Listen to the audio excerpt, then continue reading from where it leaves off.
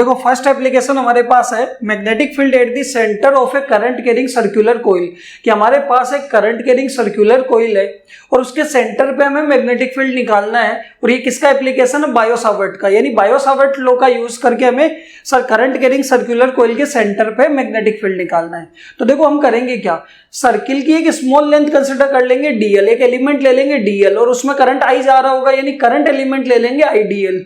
ठीक है, उस आईडीएल की वजह से सेंटर के ऊपर क्या निकालेंगे? मैग्नेटिक फील्ड निकालेंगे और वो क्या आने वाला है? डीबी, स्मॉल मैग्नेटिक फील्ड आएगा।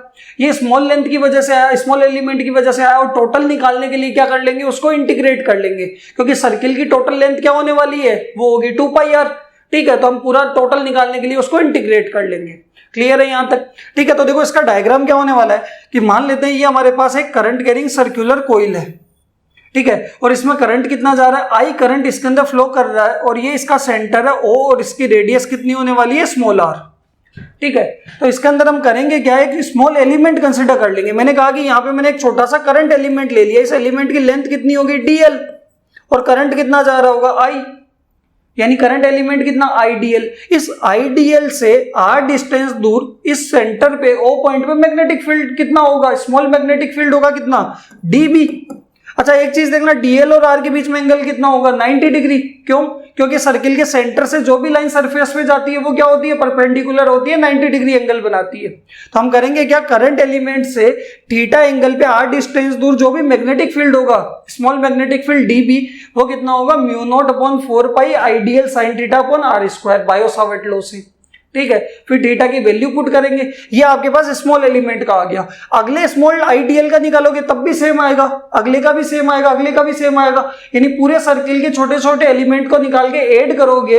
उससे अच्छा क्या करोगे, एक एलिमेंट का निकाल के इंटीग्रेट कर लेते हैं पूरी लेंथ के लिए, और सर्किल की पूरी लेंथ क्या है? 2 पाई आर। क्लियर है यहां तक? तो सबसे पहले तो हम क्या करते हैं, डीबी की वैल्यू निकालते हैं। और ये डीबी की वैल्यू निकालेंगे कैसे? तो ये निकालेंगे अकॉर्डिंग टू बायो-सावर्ट लॉ। और इस बायो-सावर्ट लॉ के अकॉर्डिंग इस डीबी की जो वैल्यू होगी वो कितनी होगी? μ0/4 pi IDL sign theta upon में क्या? Are square. और थीटा आपको पता है कितना है? डीएल और आर के बीच में एंगल होता है थीटा, वो कितना है? 90 डिग्री। और साइन 90 कितना हो जाएगा? 1। यानी आप लिख सकते हो यहाँ पे साइन 90, और साइन 90 की वैल्यू कितनी आएगी? 1। यानी डीबी की वैल्यू आपके पास आ जाएगी कितनी? μ0/4 pi IDL by R square. ये मैग्नेटिक फील्ड किसकी वजह से आएगा? इस एलिमेंट की वजह से। पूरे सर्किल की वजह से निकालने के लिए हम क्या करेंगे? Integrating both side. और जैसे ही दोनों साइड इंटीग्रेट करेंगे तो यहां पे हमारे पास आएगा 1 डॉट डीबी और यहां पे आएगा μ0/4 pi IDL sine upon R square. Sine theta की वैल्यू कितनी हो जाएगी? 1। बताओ क्लियर है? आप देखोगे किसके रेस्पेक्ट में इधर इंटीग्रेट कर रहे हैं? एल के रेस्पेक्ट में। अगर मैंने कहा कि इनिशियल लेंथ आपकी कितनी है? 0 सर्किल की, तो मैग्नेटिक फील्ड भी कितना आएगा? 0। और टोटल लेंथ कितनी है सर्किल की? तो वो है 2 पाई आर। तो मैग्नेटिक फील्ड कितना आ जाएगा? जब टोटल लेंथ लेंगे तो टोटल मैग्नेटिक फील्ड आ जाएगा बी।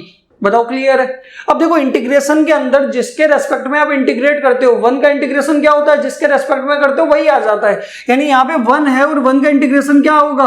बी के रेस्पेक्ट में कर रहे हो तो वैल्यू क्या आ जाएगी? बी आ जाएगी। 1 डॉट डी बी कितना? बी, 0 से B.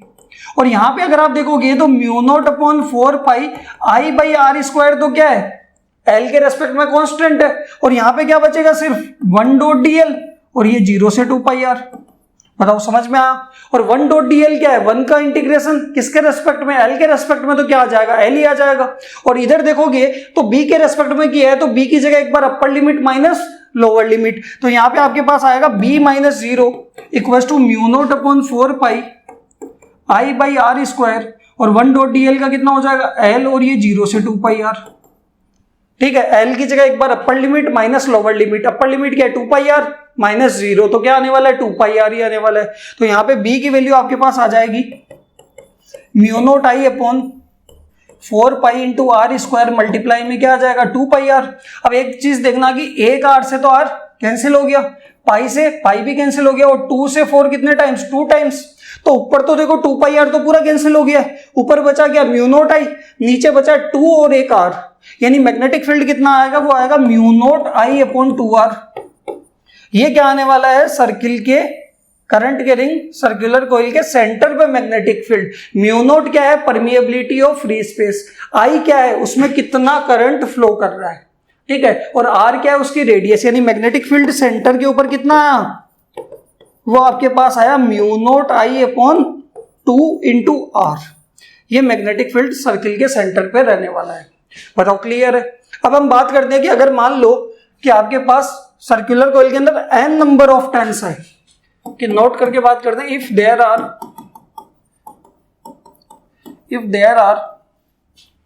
n number of turns, तो भाई n नंबर ऑफ टर्न्स है तो हर एक टर्न के अंदर करंट कितना जाएगा, आई, और हर एक टर्न के अंदर आई जाएगा तो मैग्नेटिक फील्ड एक टर्न का कितना आएगा, mu naught I by 2r। तो n नंबर ऑफ टर्न्स का क्या होगा, हर एक टर्न में सेम आएगा तो क्या होगा, मल्टीप्लाई कर देंगे, तो यहां से आपके पास मैग्नेटिक फील्ड कितना आ जाएगा, mu naught n I by 2r।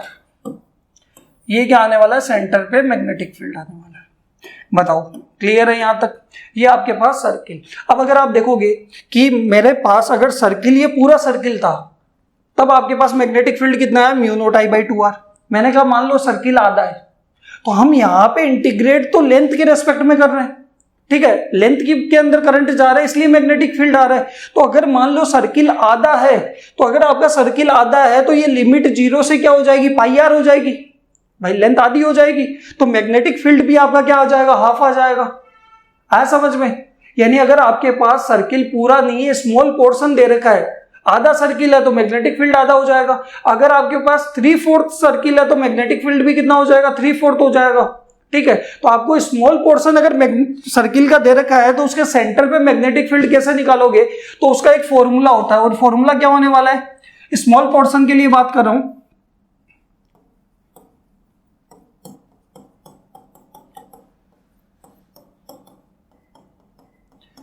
और इसके ऊपर आपके कॉन्सेप्चुअल क्वेश्चंस भी बहुत सारे बनते हैं। क्या होने वाला है, अगर आप देखोगे स्मॉल पोर्शन के लिए आपको मैग्नेटिक फील्ड सर्कुलर कॉइल के सेंटर पे निकालना है, तो इसका फॉर्मूला याद रखना, थीटा अपॉन 360 या थीटा अपॉन 2 पाई, ठीक है। थीटा अपॉन 360 इंटू क्या होगा, mu naught I by 2r। देखो mu naught I by 2r तो क्या पूरे सर्किल का है, और थीटा बाई 360 बता देगा कि कितना सर्किल आपको गिवन है, ठीक है। तो उतने पोर्शन का आपने 10th क्लास में पढ़ा होगा ना मैथ्स में, एलिमेंट्री पोर्शन का area, minor sector, major sector. उसी तरीके से आपके पास अगर जितना भी सेक्टर गिवन है सर्किल का, उसकी वजह से सेंटर पे मैग्नेटिक फील्ड का फॉर्मूला क्या होगा, थीटा अपॉन 360।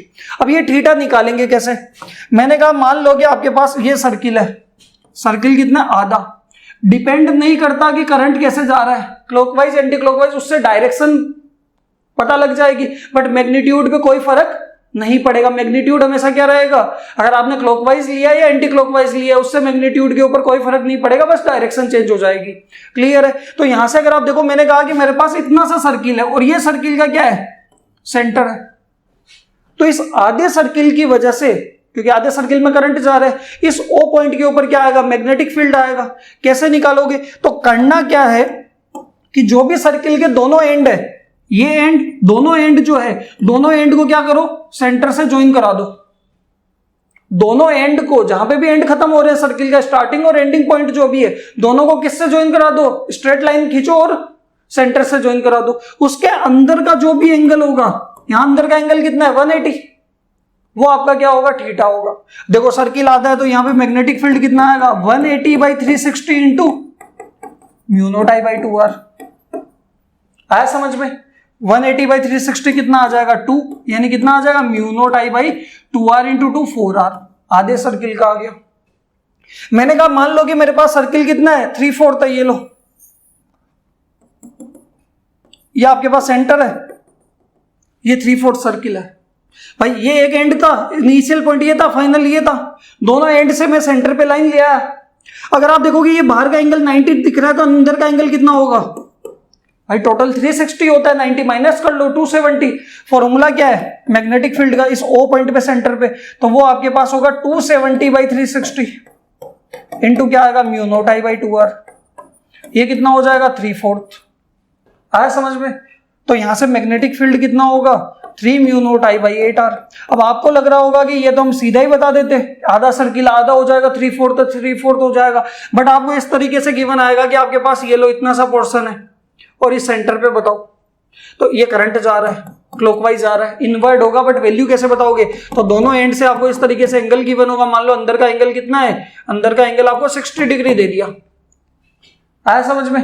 आप देखो दोनों एंड से आपने ज्वाइन कराया, अंदर का एंगल पता है, तो यहाँ पे कितना होगा 60/360 into mu naught I by 2R। और 60 छोड़ो, यहाँ पे अल्फा दे दिया, बीटा दे दिया, कुछ भी अंदर का एंगल दे दिया, तो वो आप कैसे निकालोगे?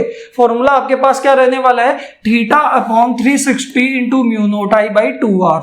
बताओ समझ में आया नहीं आया?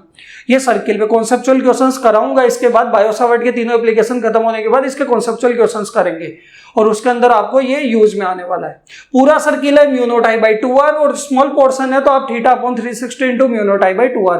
डायरेक्शन बाकी आप क्या करो, डायरेक्शन का मैंने बता रखा है कि क्लोज लूप है, सर्किल है, क्लॉकवाइज आ रहा है, इनवर्ड होगा, एंटी क्लॉकवाइज आ रहा है, आउटवर्ड होगा। बताओ क्लियर है यहां तक?